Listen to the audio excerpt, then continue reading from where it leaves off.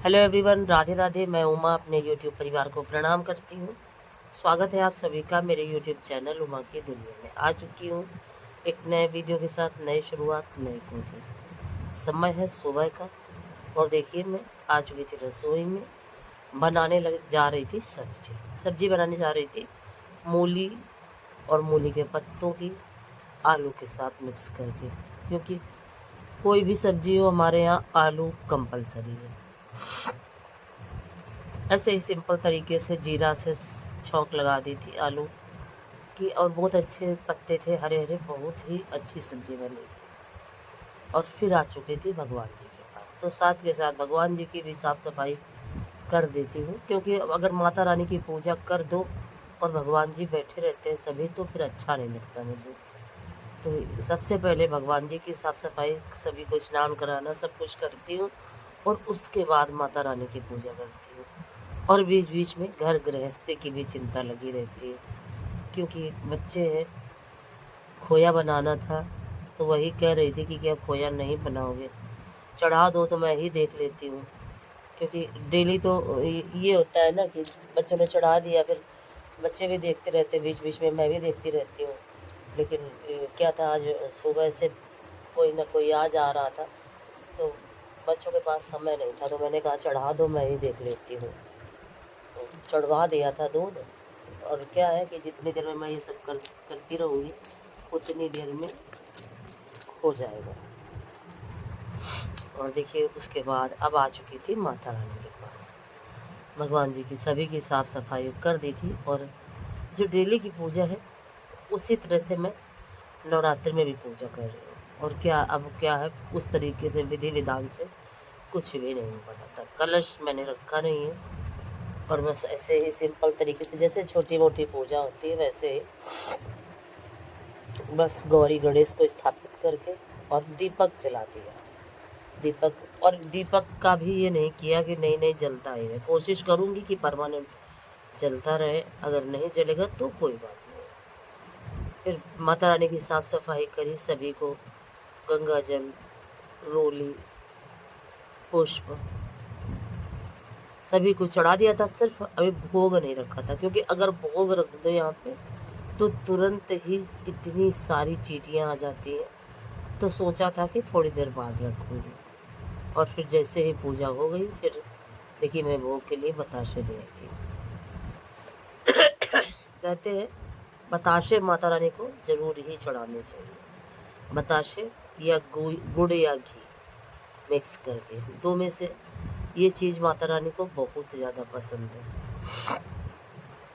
और ये सब हमारे पूर्वज जो थे बहुत ही ज़्यादा बुद्धिमान थे, हम लोग उनके आगे कुछ भी नहीं हैं। और उनकी जो तौर तरीके उनके पूजा के थे, और पहले क्या था, मुझे बचपन में याद है, सिर्फ बताशों का ही भोग लगा करता था।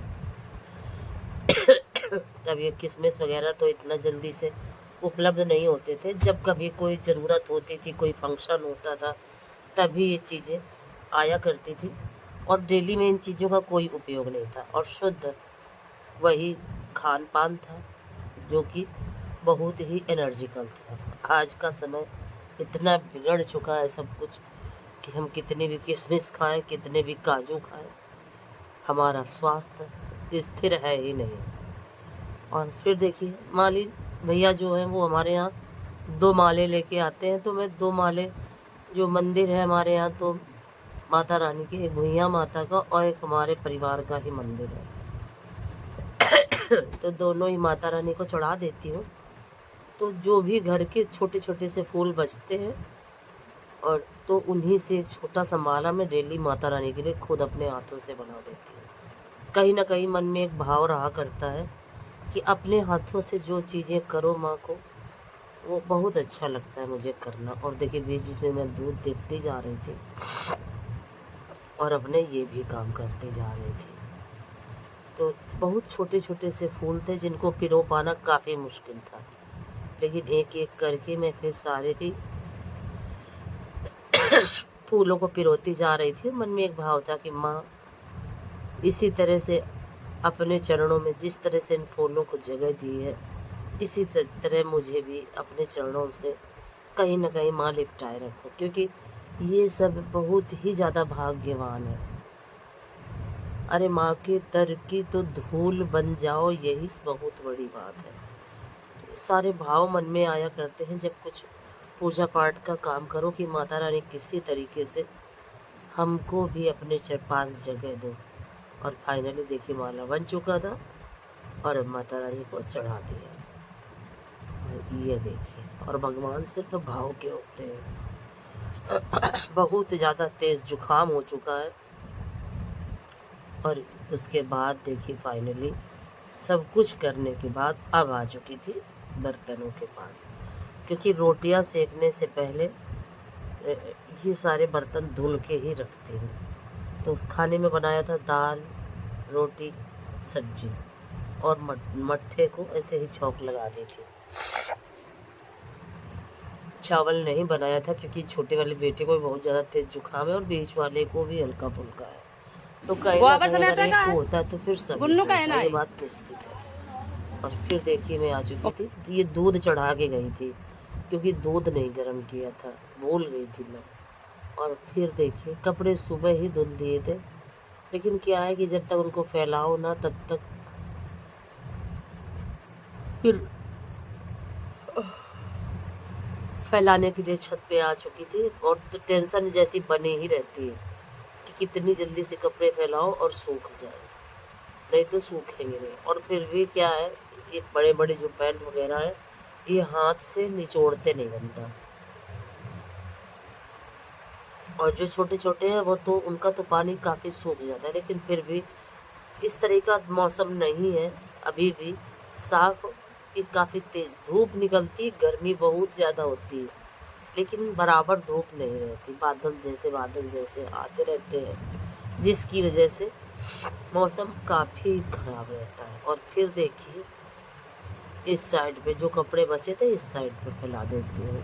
देखिए आपको मौसम खुद ही समझ में आ रहा होगा कि बहुत ही ज़्यादा गड़बड़ था। जो पानी बचा हुआ था उसको मैंने इन पौधों में डाल दिया। और ये देखिए ये लाई हूँ मैं तुलसी माता का पौधा, क्योंकि जो ये इस दाहिनी तरफ वाला गमला है इसका जो पेड़ है वो सूख गया। हालांकि अब धूप बिल्कुल यहाँ नहीं आएगी, अब कोई भी पौधा चलना काफ़ी मुश्किल है, और जो चलेगा भी तो उसमें कोई ज़्यादा ताकत जैसी नहीं रहेगी, क्योंकि इस साइड में अब धूप आना बिल्कुल बंद है।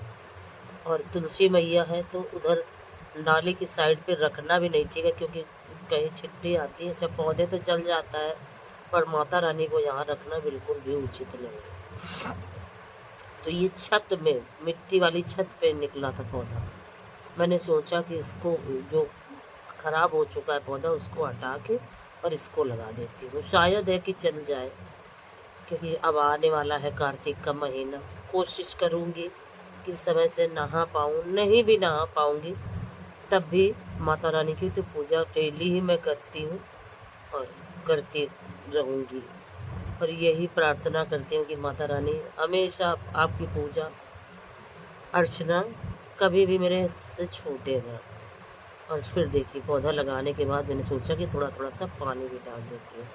और ये पौधा देखिए ये भी बिल्कुल सीधा सीधा लंबा लंबा धूप की कमी के कारण बढ़ता चला गया है, तो टेढ़ा भी हो गया। ये देखिए कितनी सुंदर मंजरी निकली हुई है पौधे में।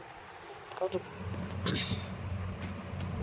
हम घर में लगाते हैं पौधा तो वो नहीं चलता, और ऐसे इधर उधर जहाँ पानी भी नहीं मिलता वहाँ ये सारे पौधे अपने आप अच्छे से चल जाते हैं। और फिर देखिए मैंने छाछ में तड़का लगा दिया था और अब बारी थी दाल में छौंक लगाने की, तो दाल भी छौंक देती हूँ। बच्चे आ चुके थे खाना खाने के लिए, रोटी सेकती हूँ। अगर आज का वीडियो आपको अच्छा लगे तो वीडियो को लाइक करिए, चैनल को सब्सक्राइब करिए, बेल को ज़रूर प्रेस करिए। एक प्यारे से कमेंट के साथ अपना प्यार आशीर्वाद मुझे ज़रूर दें। और फिर देखिए फाइनली अब समय था रोटियाँ सेकने का। और इस तरह से नवरात्रि के 3 दिन निकल चुके हैं, और ऐसे ही एक एक दिन निकलता जा रहा है हमारे जीवन से, हमारे हाथों से छूटती जा रही हैं चीज़ें, लेकिन पता है हम समझ नहीं पाते और हम उसी दौड़ में लगे रहते हैं। हाय धन, हाय ये, हाय मेरा घर, हाय मेरा परिवार, कुछ नहीं, कुछ भी किसी के साथ नहीं जाता।